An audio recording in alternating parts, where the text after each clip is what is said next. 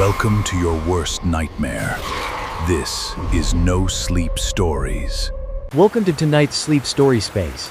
Leave behind all the worries of your day. Relax your body on your cozy bed, and gently close your eyes. Tonight, let my voice guide you deep into the hauntingly atmospheric yet soothing world of the story ahead. Wish you a peaceful and restful sleep. The Will of the Blackwood Family. The Letter from the Foggy Town. In the quiet space of tonight, you can listen to the gentle sound of rain falling on the wooden roof. Soft and steady like a comforting melody. Along with it is the ticking of the grandfather clock in the corner of the room. Slowly pacing through time, tick, tock, tick, tock. Let the cold air of the New England pine forests drift into your room. Relax your shoulders, close your eyes, and set aside all the worries of a long day. We are traveling back in time to an autumn night in 1994. In the town of Blackwood Falls, Massachusetts, a place where the fog never fully dissipates, and ancient trees stand silently in the night like ghosts guarding the past.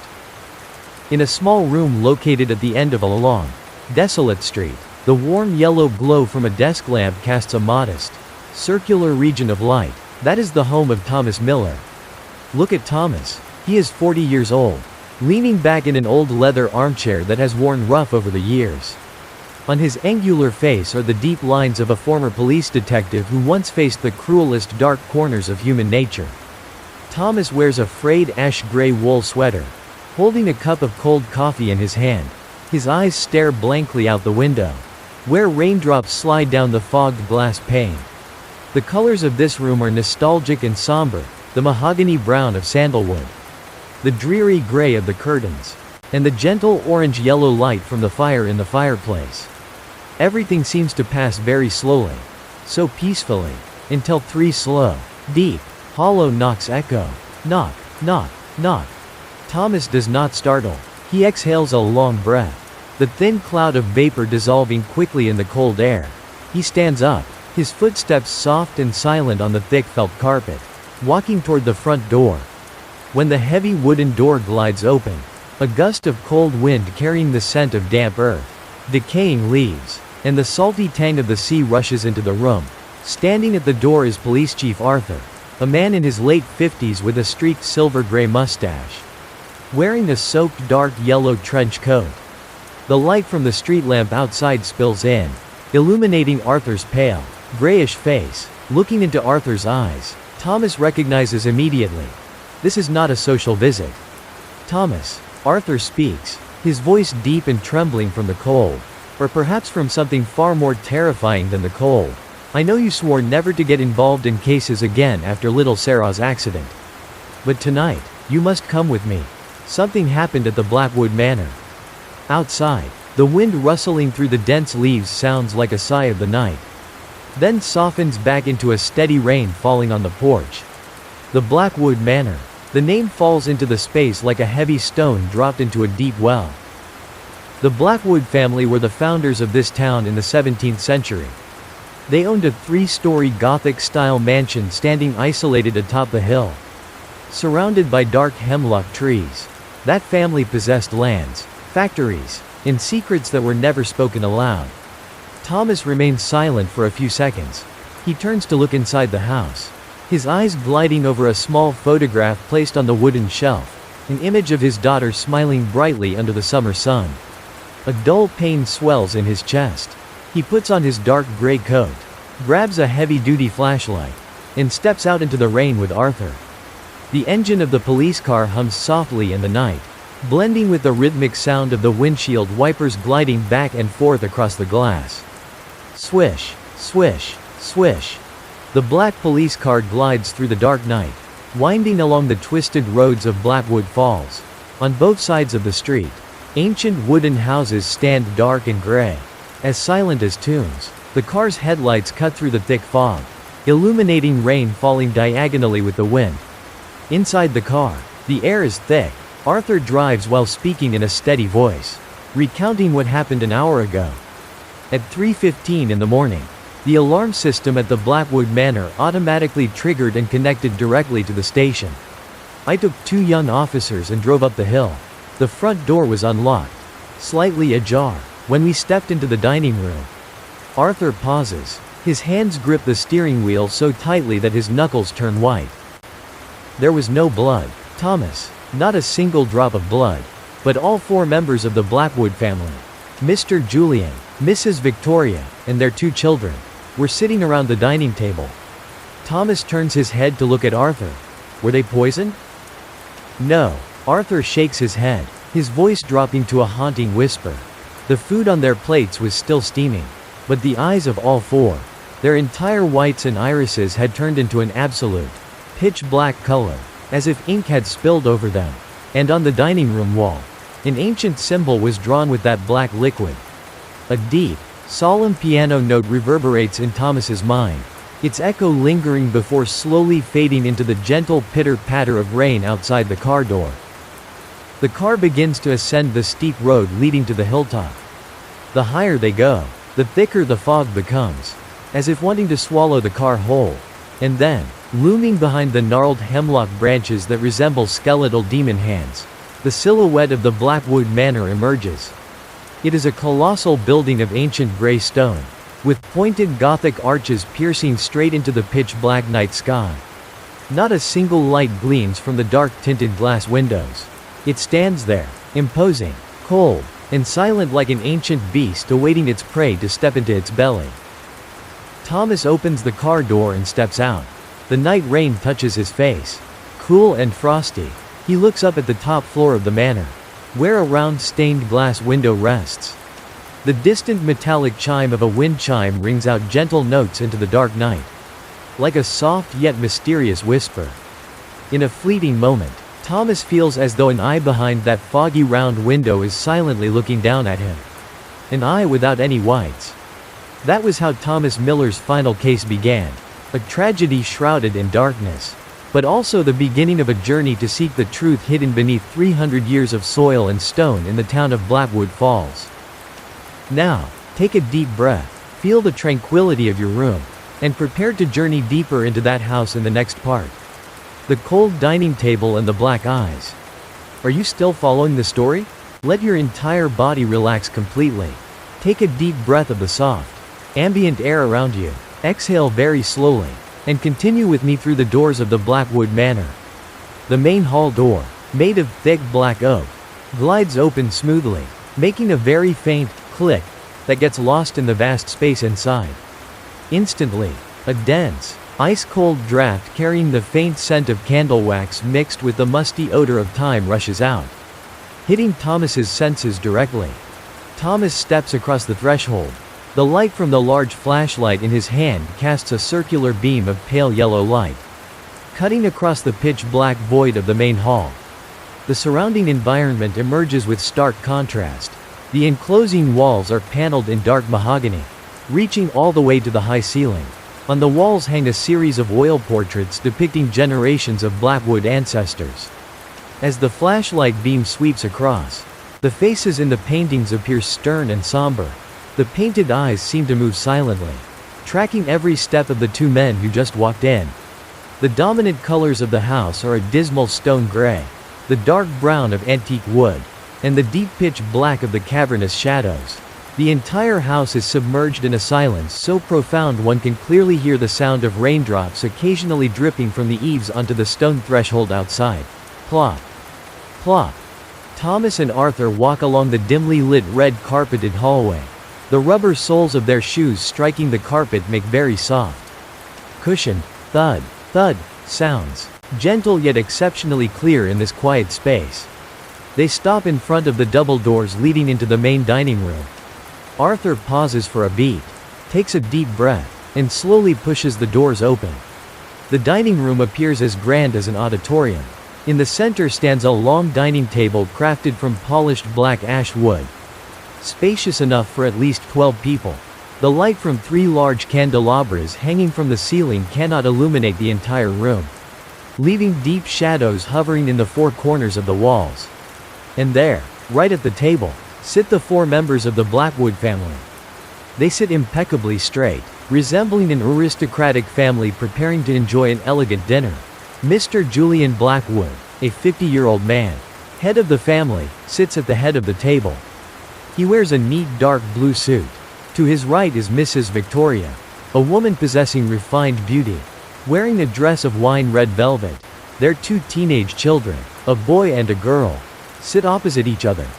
Before them are white porcelain plates. On the plates, steaks and vegetables still emit thin wisps of steam, rising very slowly before dissolving into the cold air. Everything looks like a perfect still life painting, if one were not to look at their faces. Thomas approaches, lifting the flashlight high. The yellow beam shines directly onto Julian's face. A chill runs down Thomas's spine. Julian's face is pale like clay, devoid of a single drop of blood. But the most terrifying aspect is his eyes. Both the whites and irises have completely disappeared. In their place is an absolute, pitch black color, deep like two endless black holes.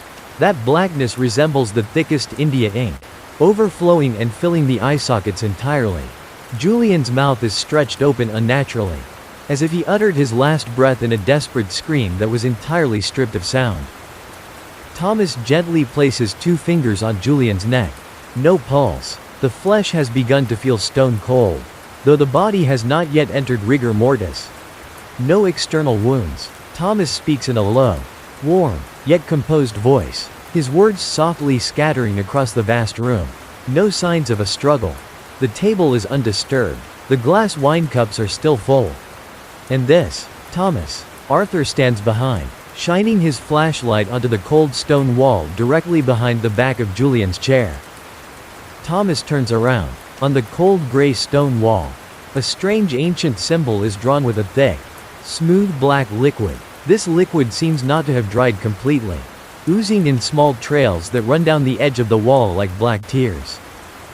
The symbol consists of a broken circle containing intricate, crisscrossing diagonal lines, an ancient seal symbol of the Blackwood family dating back to the 17th century witch trials. Thomas approaches the wall. He pulls a white handkerchief from his coat pocket and gently dabs the trail of black liquid. As he brings the handkerchief close to his nose, a strange scent hits his senses. It carries no smell of human blood, nor toxic chemicals, but rather the odor of damp earth combined with bitter grease.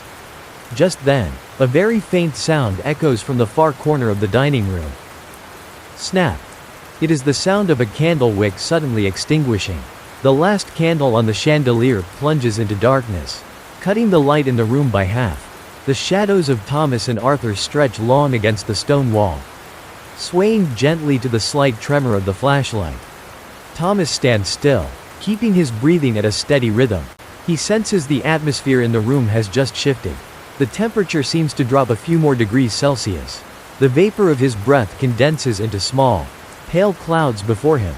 From the wooden staircase leading up to the second floor, where the thickest shadows of the house reside, comes a gentle yet haunting sound. It is the soft sound of someone walking barefoot on the antique wooden floor. Rustle. Rustle. Rustle. The pace of the steps is very slow, leisurely, like a child taking a stroll in the dark night. Arthur startles, his hand quickly reaching for the holster at his hip. But Thomas raises a hand, signaling Arthur to remain silent. Thomas is not panicked. He listens to the sound with the total focus of a man who has weathered many storms. He swings the flashlight beam toward the foot of the wooden staircase. The light sweeps across the steps of polished black ebony. There is no one there. Only an old porcelain doll, wearing a faded white lace dress, lies motionless on the 3rd step from the top. The doll possesses a white porcelain smiling face, and its eye sockets are also completely filled with pitch black ink. Thomas exhales a long breath, listening to the rain outside continuing to rhythmically tap against the dark-tinted glass windows of the Blackwood Manor. The truth about this mansion still rests deep within the dark layers above. And Thomas knows that he has just stepped across the threshold of a secret far greater than an ordinary murder case. Take a deep breath, keep your body thoroughly relaxed, and allow your mind to sink deep into a peaceful sleep. As our story pauses right here, the hidden blueprint. Allow your entire body to sink into complete relaxation on the cozy mattress. Take a deep breath, feeling the peace and warmth of the space around you. Then exhale very slowly, gently letting go of all thoughts. Let us return once again to the serene quietude of the ancient Blackwood Manor. After the preliminary examination of the dining room, Thomas decides to head up to the second floor, where the family library and Mr. Julian Blackwood's study are located. Arthur remains on the ground floor to secure the scene and await the forensics team arriving from the city. Thomas steps onto the ebony wooden stairs. Each step pressing down on the thick felt carpet produces a soft thud.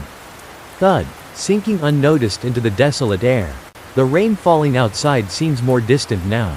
Reduced to a steady, pitter-patter. Pitter-patter. That acts like a gentle lullaby comforting the dark night. The flashlight in Thomas's hand softly sweeps across the second-floor hallway. Total silence reigns here. The air carries the dry, bitter scent of old paper, printing ink, and cedar wood. The long, cavernous hallway is flanked by closed wooden doors. At the end of the hall sits an arched stone door leading into the reading room. Thomas approaches, placing his hand on the brass door handle carved in the shape of a dragon's head. The handle is ice cold. The door opens smoothly, without making a sound. The Blackwood family reading room is as vast as a miniature museum. Mahogany bookshelves reach up to the ceiling, packed with thousands of leather-bound antique books.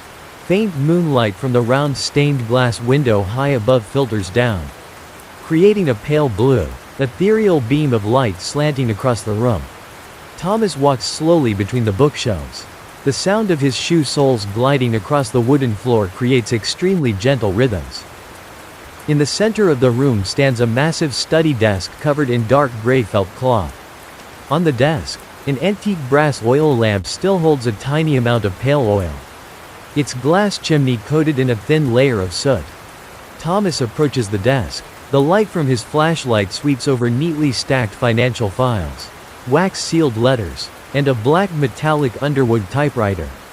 However, something catches Thomas's attention. In the middle of the tidy desk lies an open leather-bound diary of dark brown. He gently sits down in the leather chair behind the desk. The cushion sinks down comfortably. Thomas touches the page with his gloved hands. It is Mr. Julian Blackwood's diary. Handwritten lines in purple ink appear under the pale yellow light. The handwriting neat at first but growing increasingly erratic and trembling toward the final pages. Thomas flips back a few pages, reading silently lines recorded a month ago. September 12th. Everything in business is collapsing. The family shipping line is on the verge of bankruptcy. The bank sent its final warning letter. I searched through the underground room beneath the library, and found the secret will of our ancestor Ezekiel Blackwood from 1692. Thomas lowers the flashlight, his eyes stopping on the next page. September 28. The will makes no mention of assets or land. It is a covenant. Ancestor Ezekiel left a warning. The wealth of the Blackwood family was traded through a blood oath with the Faceless Entity.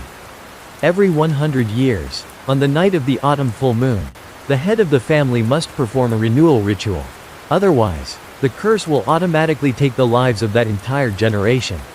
Thomas exhales a soft breath. A thin cloud of vapor dissolves into the cold room. As a man who had solved hundreds of gruesome detective cases, he was always skeptical of supernatural affairs. Yet the terrifying event in the dining room below, 4 deaths without wounds, eyes turned pitch black, remained a massive question mark unexplainable by science. Just then, a sudden cold gust of wind blows through a crack in the window, causing the gray velvet curtain to sway softly. Thomas stops. The sharp instincts of a former detective tell him, something is abnormal in this room. He stands up, directing his flashlight toward the book-lined wall behind the desk. Every shelf is covered in a fine dust of time, except for one shelf compartment on the left. There, dust on the leather book spines had been wiped away, leaving fresh, clean streaks. Thomas approaches, extending a hand to touch the spine of a thick leather book titled History of New England Town, 1690.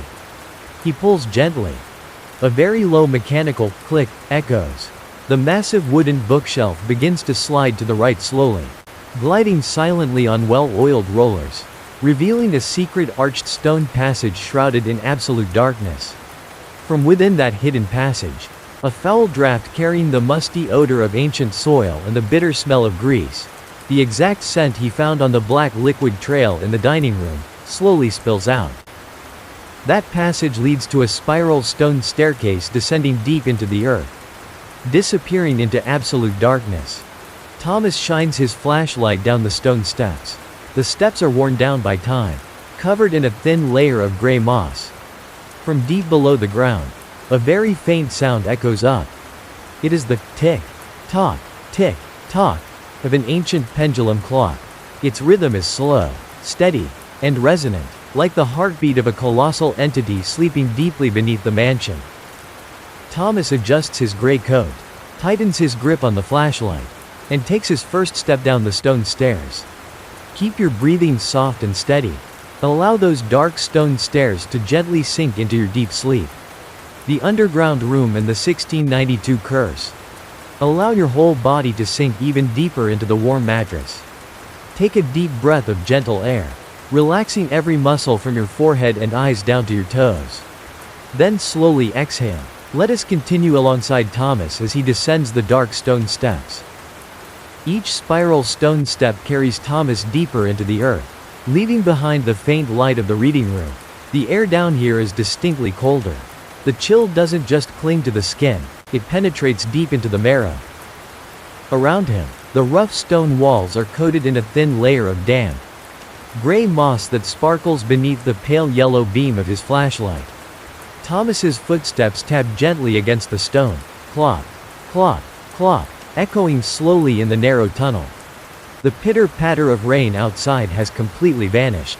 In its place is a vast, profound silence. Only the steady tick-tock, tick-tock of the ancient pendulum clock somewhere below remains, echoing like a serene heartbeat rocking the darkness to sleep. After descending all 29 stone steps, Thomas steps into a vast space. The flashlight beam sweeps a round path of light across an underground chamber. This place is an ancient stone dungeon from the 17th century. High stone arches connect one after another, supporting the entire foundation of the mansion above. In the center of the chamber stands a massive table of black slate stone, surrounded by low-legged oak chairs decayed by time. The colors here are bleak, dismal stone gray, deep pitch black of cavernous shadows, and yellowed paper stacked on the table. Thomas approaches the stone table. Upon it lie a series of strange implements, a bronze plate covered in green patina, opaque glass jars containing thick black liquid that had dried into a paste, and ash-gray wax candles burned down to stumped wax trails on the stone surface. Yet what holds Thomas's attention longest is a brass box carved with crisscrossed hemlock branches. The lid rests slightly ajar. He approaches gently, the soles of his shoes gliding across the stone floor creating a faint rustle. Rustle. Thomas pulls a parchment scroll from the box, yellowed with brown spots. The edges of the paper are worn and brittle. It is the original will of the Blackwood family, written by ancestor Ezekiel Blackwood in 1692. Thomas brings the scroll close to the flashlight. Lines written in pitch black ink appear, the penmanship sharp and precise like needles pressing into paper. Written at Blackwood Falls, winter of 1692. I, Ezekiel Blackwood, composed this will in sound mind and deep devotion to the Faceless Entity. In the year the witch trials raged most fiercely, I handed the woman named Elspeth Vance to the burning pyre to claim this land. But Elspeth was no witch. She was merely a keeper of the forest's secrets. In exchange for her spirit's silence and eternal prosperity for the family, I signed the blood-ink covenant beneath this soil. The Faceless Entity shall grant the Blackwood family power and wealth, but the price is absolute subservience. Every 100 years, on the full moon night of October, the head of the family must spill 5 drops of blood from the inheriting generation onto the bronze plate to renew the pact. Should anyone break the vow, or seek to destroy it, the entity shall come for each of them. Their eyes shall become the portal through which he reclaims what was granted. Thomas finishes reading, his chest rising and falling softly. He exhales a long breath, a thin wispy cloud of vapor quickly dissolving in the freezing underground air. All the pieces of the terrifying murder scene in the dining room above seem to connect. Mr. Julian Blackwood, in the desperation of business failure, had descended to this chamber to seek salvation from his ancestors' will. but he failed to perform the ritual correctly. Or perhaps, he chose to confront a force far beyond human understanding. Just then, the air in the underground chamber abruptly freezes still. Faintly, so faintly, the flashlight in Thomas's hand begins to flicker. The pale yellow light sways a few times, then dims down to a tiny ember. A thin gray fog emerges from the crevices in the stone walls. Crawling lazily across the cold stone floor, the fog brushes against Thomas's legs, carrying a soft yet haunting scent, dried hemlock leaves blended with damp soil after rain. From the darkest corner of the stone dungeon, where the flashlight beam cannot reach, a remarkably gentle sound echoes out. It is the whispering voice of a young girl. The whisper is light like wind through leaves, clear yet carrying a profound sadness. "Thomas, please stop. Do not go any further." Thomas startles slightly. That voice, that tone, is all too familiar.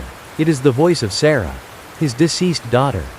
He stands motionless, his heart beating slow yet heavy thuds. Thomas knows this could be an illusion created by oxygen deprivation underground, or a cruel psychological trap set by the darkness of this place. He closes his eyes, taking a deep breath to keep his mind composed. He speaks, his warm, tranquil voice resonating through the stone chamber. "Sarah, you are not here." When Thomas opens his eyes, the space around him returns to its native silence. The gray fog slowly dissipates. The flashlight beam brightens once more, shining directly at the stone wall corner. There on the cold gray stone, a new line of text has just appeared, seemingly written in fresh, oozing black liquid. "He who seeks the truth must leave behind his eyes." Thomas smiles very faintly, a calm smile of a man no longer afraid of the dark. He carefully folds the parchment scroll, places it into his gray coat pocket, and prepares to step toward the final stone door of the basement. Now, let your mind completely settle. Feel each steady, warm breath, and gently drift into a deep, restful sleep, the photo in the dark and the clocks ticking. Relax your entire body, letting your shoulders drop naturally and feeling the soft warmth of the mattress beneath your back.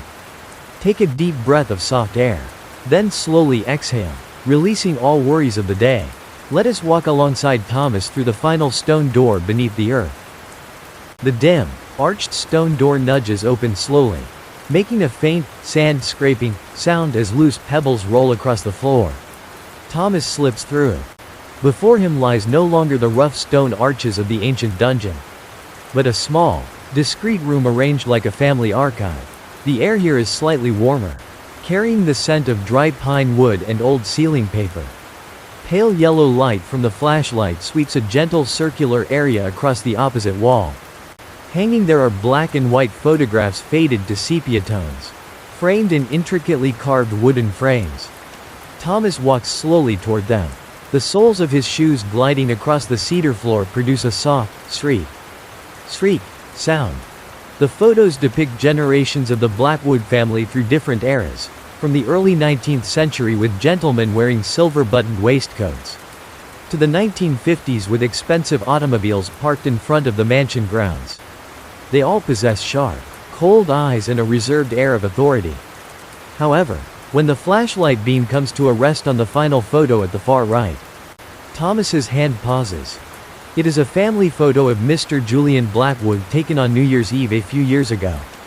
The four of them stand together before the main hall fireplace, smiling brightly, but right behind them, looming in the deep darkness of the velvet curtain, is an unnaturally tall, slender figure. Thomas brings the flashlight closer. The figure's face is completely featureless. No eyes, no nose, no mouth. It is merely a smooth, ash-gray stretch of skin, standing motionless like a ghost extending a long, gangly hand over Mr. Julian's shoulder. "The Faceless Entity," Thomas whispers in his mind. The words from ancestor Ezekiel's will resonate in his thoughts like a vague reminder. Just then, the tick-tock sound, which had been faint at the tunnel entrance, suddenly slows down. Tick-tock, tick-tock. The interval between beats stretches out, deep and hollow, like the rhythm of a fading heart. The temperature in the archive room drops noticeably. Thomas's breath condenses once again into tiny misty clouds. From a vanity table sitting in the room's corner, a wooden music box automatically pops open with a very light click. An antique lullaby melody plays. Crisp, delicate metallic notes drop into the quiet space. Ding, dong, dang, dang. The melody is strangely gentle, like a lullaby singing children to sleep on cold winter nights. On the surface of the music box, a small porcelain figurine begins to spin to the music. Thomas steps closer, easing his footsteps so as not to interrupt the peaceful tune. He leans down to look inside. Lying beside the music box mechanism is a silver heart-shaped locket. Tarnished with age, Thomas recognizes that locket. It was a keepsake belonging to his daughter Sarah, an image he always carried in his wallet. A warm yet somber feeling passes through Thomas's chest. He does not panic. He knows the darkness here is searching for a breach in his soul. Using cherished memories to sway his composure, Thomas gently closes the music box lid. The music stops completely. The room returns to its native quiet. "Thank you," Thomas says softly, his deep voice warm and gentle, falling softly into the open air. "But I came here to end this tragedy, not to drown in the past." Right as he finishes speaking, a loud thud echoes from the ceiling above. Thud. It is the sound of a heavy door slamming shut on the mansion's ground floor. The hollow sound echoes down through stone foundation layers, indicating that Arthur, or someone else, had just moved upstairs. Thomas adjusts his coat collar, shines his flashlight toward an auxiliary staircase in the corner of the archive room, a small wooden staircase leading back up behind the main ground floor hall. He steps up the wooden stairs. The wood creaking beneath his feet creates very faint creak, creak sounds, rhythmic and steady. A new clue awaits him above, but along with it, the dark night of Blackwood Falls enters its quietest hour. Keep your breathing steady and slow. Feel the complete safety of your own room, and drift peacefully into sleep. The ghost in the mirror and the absolution. Continue to relax your entire body. Take a deep breath, feeling the peaceful atmosphere wrapping around your bedroom. Then slowly exhale. Let my voice guide you back to Thomas's journey as he steps up from the dark basement. Small wooden steps bring Thomas back to the ground floor, emerging through a disguised door disguised as a giant wall painting behind the main hall. The ground floor space seems to have altered. The darkness feels denser and more ethereal. The pitter-patter of rain outside has lessened, reduced to drops of water clinging to the eaves, occasionally falling to the wet ground. Plop, plop. Thomas stops, shining his flashlight toward the main pathway leading to the dining room. Police Chief Arthur is no longer there. The chair where Arthur sat watching earlier stands empty, leaving only his wet, dark yellow trench coat hanging over the back, dripping water droplets onto the floorboards. "Arthur?" Thomas calls out softly. His warm voice echoes, scattering gently before dissolving into the mansion's profound silence. There is no reply. Thomas walks slowly down the hallway leading toward the auxiliary parlor. The soles of his shoes striking the wooden floor make soft thud, thud sounds, gentle and steady. At the end of the hall, a faint blue light streams out from an ancient washroom. The door stands slightly ajar, just wide enough for a person to pass through. Thomas approaches, gently pushing the door. The wooden door turns on its hinges with a brief, silent creak. Inside the washroom, a large mirror framed in carved gold leaf hangs on a gray stone wall. Faint moonlight from a high ventilation window passes through thin mist, casting silver dye of cold light across the glass surface. Thomas walks over to the white porcelain sink. He places his flashlight on the stone counter, directing the pale yellow beam toward a wall corner so the room is not overly dark. He cupped cold water flowing from an antique brass faucet, washing away the dust and bitter grease scent clinging to his hands throughout the journey down the basement. The cool water touching his skin brings absolute clarity and calm to Thomas's mind. When Thomas raises his face, drying his hands with a gray cloth towel, he looks into the mirror before him. In the misty glass damp with moisture drops, his reflection appears clearly, but directly behind his back, in the deepest dark corner of the room reflected through the mirror, a figure stands motionless. It is Sister Clara. The young nun from the town convent stands there in a pitch-black cloak, her hood obscuring part of her face. But the strangest detail is her eyes in the mirror. Both of Sister Clara's eye sockets in the mirror reflection are a complete pitch-black color, devoid of whites, just like the Blackwood victims in the dining room below. Thomas does not flinch. He maintains a calm breathing rhythm. He does not turn around immediately, but continues to stare straight into those haunting black eyes through the glass. "Sister Clara," Thomas says, his voice low and steady. "When did you arrive?" Sister Clara's reflection in the mirror speaks. The sound does not emanate from behind Thomas's back, but echoes softly within his mind, like a gentle whisper of the late night. "Thomas, Mr. Julian tried to use faith to break the 300-year pact. But he did not understand. That entity belongs neither to the light nor the dark. It is emptiness." "Emptiness?" Thomas asks softly, eyes fixed on the figure in the mirror. "Yes," the whisper continues, soothing like a lullaby. "It takes their eyes because eyes hold memories and pain. When eyes turn black, all tragedy and past are erased. You carried too great a pain over your lost daughter.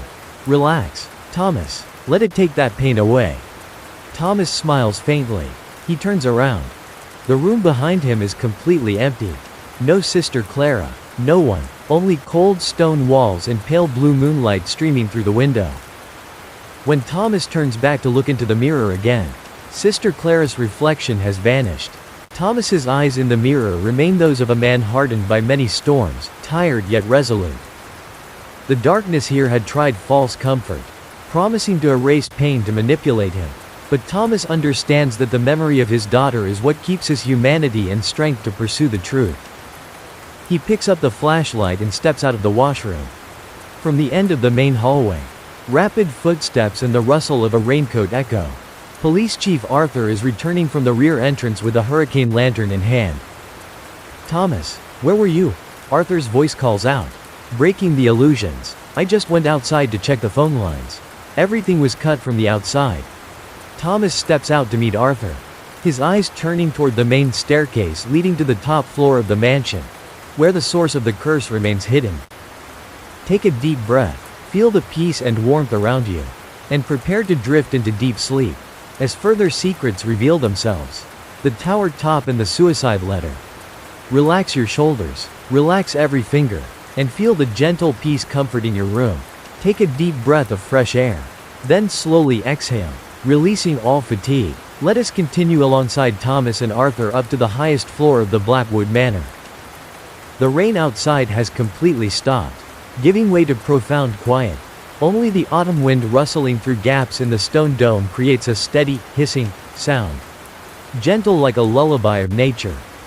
Thomas and Arthur walk up the spiral grand staircase toward the third floor, the tower top. Granite steps gleam smooth gray. Each step of the two men landing on stone echoes with soft thud, thud sounds, slow and steady. Warm orange light from Arthur's lantern sways gently with each step. Their long shadows stretch against stone walls, expanding and contracting like loyal spirits guarding their master. "Thomas," Arthur speaks softly, his voice a deep whisper in the quiet space. The phone line was cut with sharp pliers, cut from outside the cabin. That means, before the tragedy in the dining room, someone was on the grounds. Thomas does not answer immediately. He maintains his steady pace. "A flesh and blood person." "Arthur," Thomas says softly, his voice warm and composed. "Humans create crime, while darkness merely uses our fear to hide it." They reach the third floor corridor. This area is the private domain of the Blackwood family. Unlike the grandeur below, the air here feels gloomy and simple. Unfinished brick walls without wood paneling. Floors lined with thick ash gray felt rugs that devour all sound. At the end of the hall sits a thick oak door leading into Mr. Julian Blackwood's private study. The door rests slightly open. Inside, a gray candle burns, casting a soft, flickering orange light. Thomas approaches, gently pushing the door. It glides silently on its hinges. The tower room features a circular architecture with soaring arched windows overlooking the entirety of fog-shrouded Blackwood Falls. In the center sits a round table of dark maple wood. Behind the desk sits no one. But on the table, beside the burning candle exhaling sweet wax scent, rests a gold-bordered letter and wire-cutting pliers still stained with trails of thick black liquid. Thomas approaches the table. Using a handkerchief, he carefully lifts the paper. It is a letter written by Mr. Julian hours before death took him. Fresh black ink strokes outline the frantic state of a desperate father. Written at 11 p.m. I have cut off communication with the outside world. I cannot allow Sister Clara or anyone to stop tonight's ritual. Our family has lived on blood and lies for 300 years. Every dollar I spent was paid for by the curse of the Faceless Entity. Tonight, when the moon reaches the tower peak, I will not spill the blood of my 2 children onto the bronze plate as ancestors did. I will end this. I mixed the ritual oil from the basement into the family's wine. When we sink into eternal sleep, the covenant will automatically dissolve for lack of an heir. If anyone finds these words, please burn the mansion. Do not let anyone touch the will. Thomas finishes reading, exhaling a soft breath. All secrets of the murder scene have emerged into the light of truth. There was no brutal massacre by a stranger. It was a painful mass suicide by the head of the Blackwood family. A desperate attempt to use the death of his lineage to break a 300-year curse. Arthur stands nearby, reading over Thomas's shoulder. The old officer's face sags with sorrow. So, Mr. Julian ended his family himself? Arthur whispers, his voice trembling faintly. But their black eyes, and the symbol on the wall. The ritual oil, Thomas replies, his voice steady. The thick black substance in the basement is an ancient mushroom toxin that causes instant retinal tissue necrosis upon entering the bloodstream. Turning eyes black, Mr. Julian used it to stage a supernatural event to intimidate anyone intending to claim the mansion. A comforting relief spreads through Thomas's chest. The investigation has its logical answer. Human crime brought to light.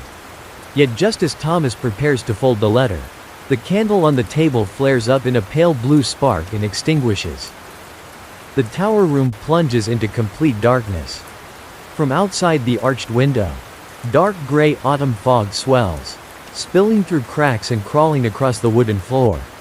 A new sound echoes, soft, smooth, yet exceedingly clear. It is the sanctuary bell in the distant town striking solemn notes. Marking precisely 3:15 a.m., the most sacred hour of the night. Breathe steadily, keep your body thoroughly relaxed, and prepare for tonight's climax in the next part. The 3 to 15 bell and the awakening. Relax your entire body, letting every muscle group rest on the comfortable mattress. Take a deep breath of cool air. Then slowly exhale, shedding all worries. Let us continue into the quiet tower room with Thomas. The distant town bell reverberates through the fog, stroke by stroke, ding, ding, ding, echoing solemnly before sinking into deep space. Exactly 3:15 a.m. When the candle extinguishes, the room plunges into mysterious black. The only remaining light is the soft yellow glow from Arthur's lantern and Thomas's flashlight. Gray fog from the arched window crawls across the wooden floor like thin smoke. The air becomes dense, carrying a strange yet familiar scent. Damp soil after rain blended with sweet wax and dried hemlock resin. Thomas, Arthur whispers, his voice trembling, do you feel the room growing cold? Thomas stands motionless. His breathing remains steady, deep, and slow. He raises the flashlight, sweeping a soft circular beam across the thin fog. On the round table, where Mr. Julian's suicide letter rests, black liquid stains on the pliers begin a strange movement. The thick substance doesn't dry, but slowly thins, spreading across the wood like living ink. It crawls toward the table edge, dripping onto the floorboards, plop, plop. The falling sound is light like morning dew, yet echoes clearly in the silence. From the ground floor below, where the table with 4 Blackwood corpses sits, a soft sound echoes up. It is the sound of a porcelain plate tapping softly against the wooden table, click. Following it is the faint clinking of silverware, as if a family were casually preparing late dinner. Arthur startles, gripping the lantern so its orange light sways across stone walls. Impossible, Arthur says softly, voice shaking. Those 4, they're dead? Stay calm, Arthur, Thomas speaks up. His warm, steady voice acts like reassuring medicine dropped into cold space. Darkness uses sounds of memory to sway our minds. Do not let it lead your fear. Thomas steps toward the arched window. The soles of his shoes pressing into carpet produce soft, thud, thud, rhythms. Looking through the glass, all of Blackwood Falls below lies submerged in silver-gray fog. Ancient wooden houses and yellow street lamps are reduced to distant dim specks. The outside world seems asleep, leaving only this house standing between reality and illusion. Just then, from the dark corner of the tower room, a figure steps out of the fog. It is a woman wearing a black lace dress from the 17th century. Her skin is pale like moonlight, long black hair falling over slender shoulders.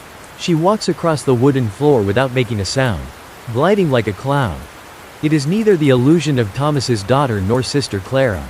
It is the form of Elspeth Vance, the wronged woman in the 1692 witch trials, whom ancestor Ezekiel Blackwood betrayed to claim land. Elspeth's figure stops a few paces from Thomas. She raises her head. Her face is delicate, melancholic, but her eyes are a clear silver gray like autumn lake water. She utters no sound through her lips, yet a gentle whisper, soft like wind through pine forests, resonates by Thomas's ear. Thomas, this curse was not born of demonic cruelty. It was born of human greed and deception. Thomas looks into those clear eyes. He nods softly, deep understanding showing in his expression. I know, Elspeth. Thomas replies in a warm whisper. Mr. Julian used his death to pay the past debt. The Blackwood family tragedy tonight has reached its end. Elspeth's figure smiles faintly, a serene smile. The surrounding fog dissipates into glowing yellow dust particles, sparkling before sinking into silence. The pliers stop oozing black liquid. The clinking plates below vanish entirely. The tower room returns to its native peace. Autumn wind outside blows gently, carrying fresh air that dispels the dense chill. Thomas turns to look at Arthur.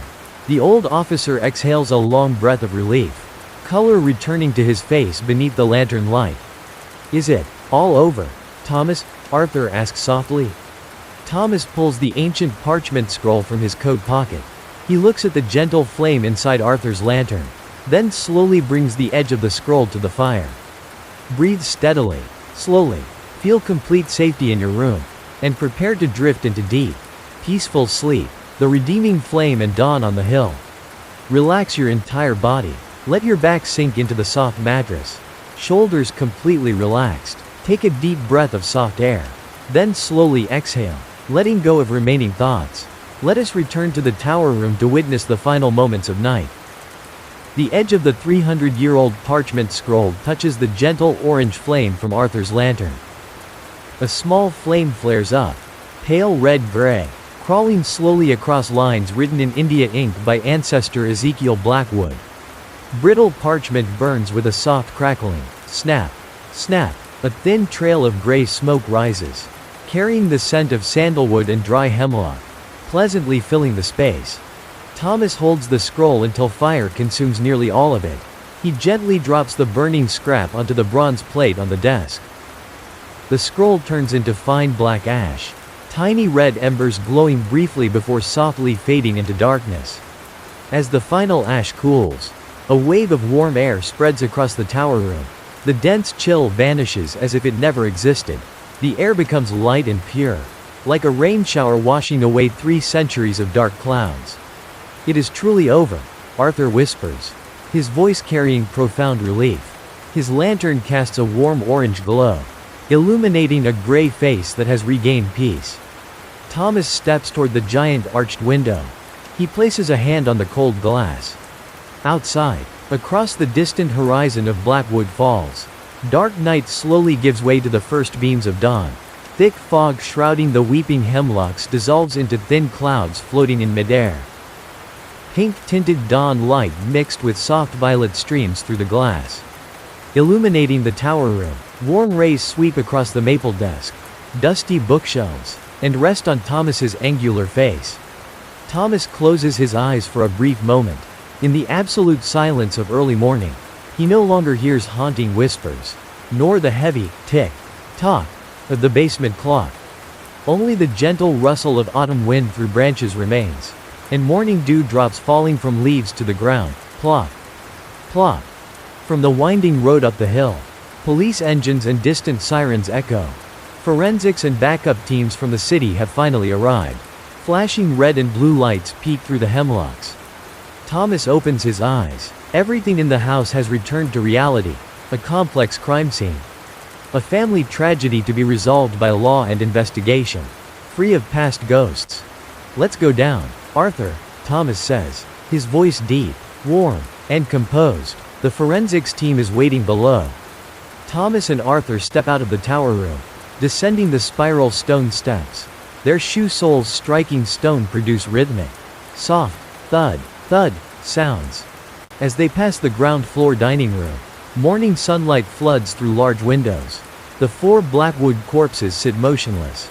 Yet under the warm yellow morning light, their faces no longer bear the terror of darkness, appearing serene like people who shed an eternal burden to enter deep sleep.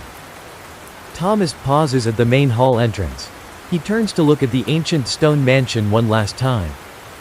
The building stands imposing, yet the darkness shrouding it for 300 years has completely dissolved. Dark secrets of the Blackwood will have been brought to light and turned to ash. Thomas adjusts his gray coat, stepping off the cool stone threshold onto early morning dew-covered grass. A gentle sense of serenity fills his chest. The case is closed, and with it, the haunting pain of his lost daughter seems soothed. Breathe steadily, feel the peace of early morning comforting your room, and prepare for the soft conclusion in the final part. Peace everywhere, CONCLUSION. Relax your entire body one last time. Close your eyes. Relax every finger and toe. Feeling the absolute soft comfort of your bed. Take a deep breath of soft air. Then slowly exhale. Let us join Thomas in closing the final chapter of this journey. 3 months have passed since that fateful autumn night in Blackwood Falls. The ancient Blackwood Manor sits sealed by town authorities. Surrounding hemlocks entering winter wear a smooth layer of white snow. No haunting whispers. No dark figures behind the round window. Only time's silence and historical pages return to their rightful place. We are in Thomas Miller's small home on a late December afternoon.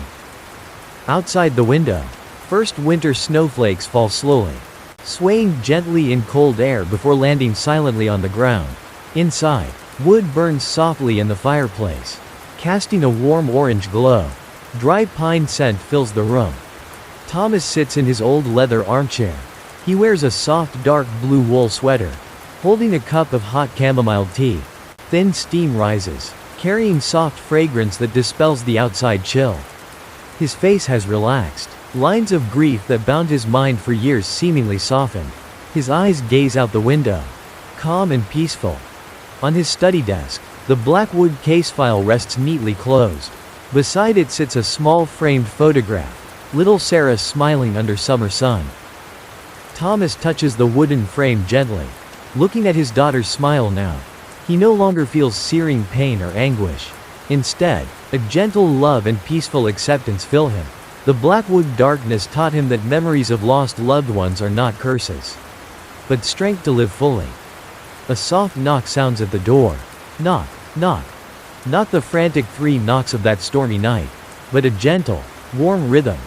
Thomas stands, stepping softly across the carpet to open the door. Standing on the porch is Sister Clara. She wears a gray winter cloak, holding a small basket of fresh gingerbread cookies. Her clear eyes reflect the gentleness of winter sun. "Hello, Thomas," Sister Clara speaks, her voice light like falling snow. "I brought warm cookies. The town is very peaceful lately." Thomas smiles, a genuine, relieved smile. "Thank you, Sister Clara. Please come in." The wooden door closes smoothly, preserving warmth and peace inside. Dusk slowly fades over Blackwood Falls. Snow falls steadily, laying a soft white blanket over roofs, streets, and distant pine forests. All secrets, tragedies, and past whispers have vanished, sinking into deep sleep beneath pristine white snow. Everything around you right now is the same.